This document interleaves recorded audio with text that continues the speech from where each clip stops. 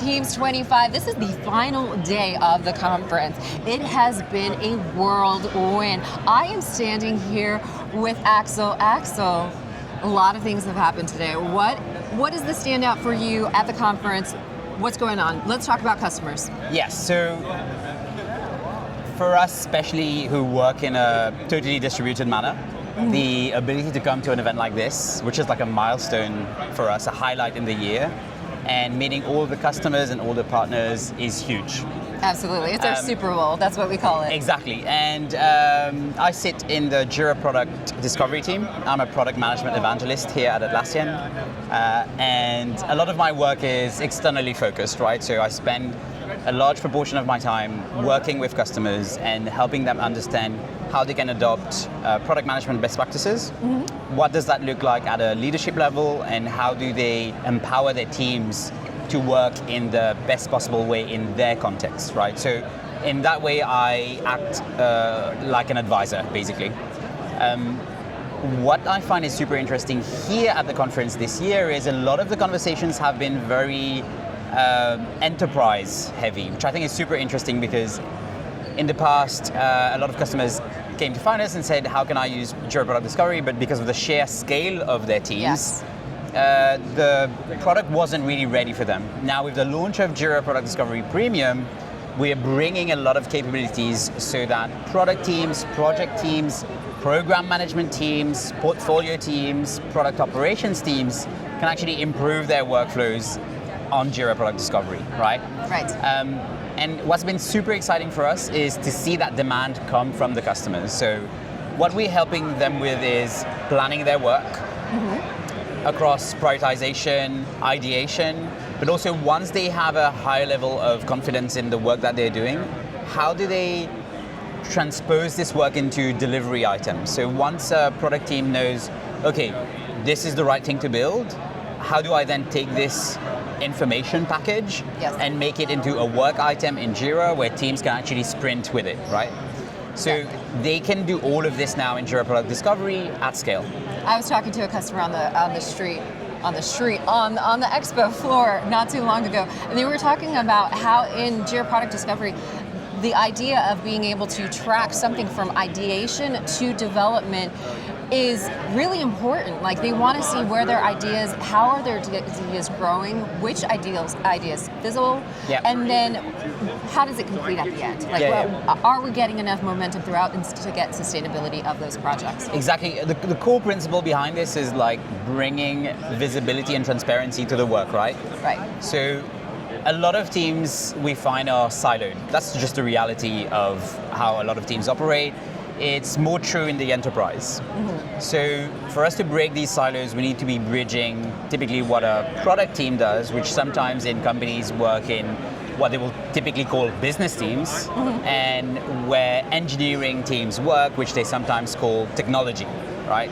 So what Jira Product Discovery does is it brings these teams together, primarily product and engineering teams, but it goes even further than that. You can bring in stakeholders across the organization to input into your prioritization process. For example, marketing and go-to-market teams. It could be the HR teams. It could be the finance teams. It could be the design teams. So all of these different stakeholder groups are contributing to actually prioritizing the work. So you're taking their input and their insights. You're factoring that into your decision making, which is at the end giving you a high level of confidence that whatever you're going to eventually ship out there is going to have the value that you expect it will have, right? Right. So that's the whole idea behind Jira Product Discovery, no pun intended. And one thing I find really powerful is giving that end-to-end visibility at multiple altitudes in the organization. Yes, that's huge. That's huge. Because I always get my stakeholders come to me and say, well, I want this view. And then another stakeholder, I want this very specific view over time. And I said, that's great, because product discovery can do that for you. But the really interesting thing I find with discovery is that when priorities change, you can pivot more quickly and reorganize your goals a bit. Yeah. And still drill down in that data. Correct. So not only can you do that, but we really empower teams to be proactive in how they communicate these changes with their stakeholder groups. Yeah. So one of the biggest and probably one of the most under-celebrated features in Jira Product Discovery is the ability to publish views. So you can make views available for different stakeholder groups, and anytime somebody is looking at a view in Jira Product Discovery, they're looking at live data. So as a team is sprinting and the work is changing, or your prioritization is evolving, all of that is changing in real time, and whatever they are looking at, even in this published view that I made available to them 3 weeks ago, they're still looking at a current view of the world. That's extremely powerful. Very helpful. If you're not doing this, you're typically in PowerPoint slides, updating. The moment you share that slide deck, it's out of date. Absolutely. And then it sits in their inbox and they don't even open it. And they remember months down the line to open it. And then they think that that is still valid data. Yeah. But instead, now they click it and they have the most up to date. And I think that is huge. So undervalued feature. You heard it here first. Go use it, please. Encouraging everybody out there. All right, so what's next on the horizon? We heard a lot of big announcements here. What's your favorite star in the heaven?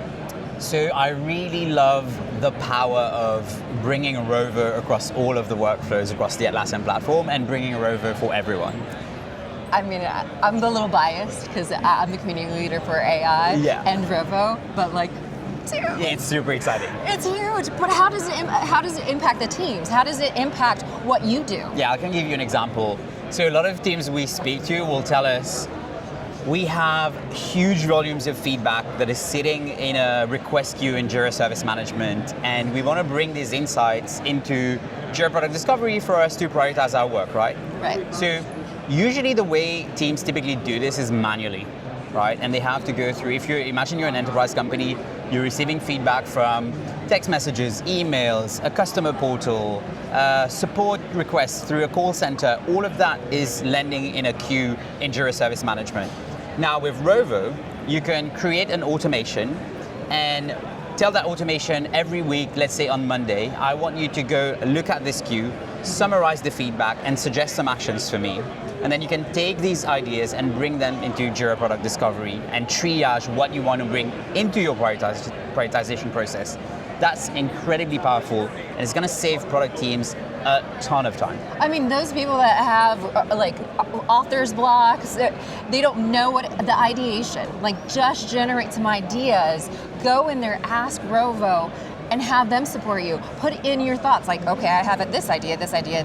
Rovo, help me select the right one.